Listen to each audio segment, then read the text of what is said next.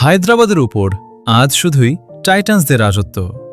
IPL 2026-এর 56 নম্বর ম্যাচে Sunrisers হায়দ্রাবাদকে নিয়ে কার্যত ছেলে খেলা করল গুজরাট টাইটান্স।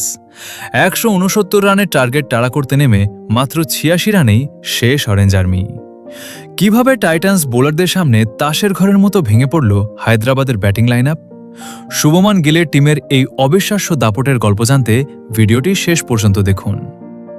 টসে হেরে প্রথমে ব্যাট করতে নেমে গুজরাটের শুরুটা খুব একটা ভালো হয়নি। ক্যাপ্টেন শুভমান গিল মাত্র 5 রান করে প্যাভিলিয়নে ফেরেন, কিন্তু আজ ক্রিজে দাঁড়িয়ে পাহাড় হয়ে দাঁড়িয়েছিলেন সাই সুদর্শন। 44 বলে 5টি 4 ও 2টি 6, 61 রানের এক ঝকঝকে ইনিংস খেলেন তিনি।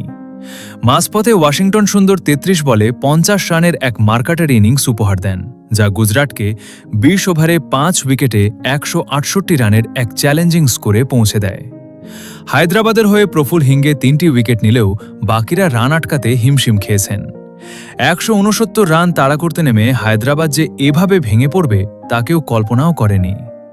ট্রাভিস হেড 0 রানে আউট হওয়ার পর থেকেই শুরু হয় মড়ক।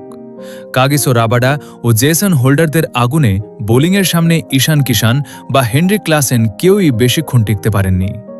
পুরো টিম মাত্র 14.5 ওভারে 86 রানে অল আউট হয়ে যায়। প্যাট কামিন্স শেষ দিকে 9 বলে 19 রানের একটা চেষ্টা করলেও তা হার বাঁচানোর জন্য যথেষ্ট ছিল না। গুজরাট টাইটান্স আজ 82 রানের বিশাল ব্যবধানে জয় তুলে নিল। গুজরাটের এই দাপুটে পারফরমেন্সের পর আপনার কি মনে হয়? সাই সুদর্শন নাকি টাইটান্স বোলাররা জয়ের আসল হিরোকে? কমেন্ট বক্সে অবশ্যই জানান। ভিডিওটি ভালো লাগলে লাইক করুন এবং আইপিএলের সব আপডেট সবার আগে পেতে এখনই সাবস্ক্রাইব করুন।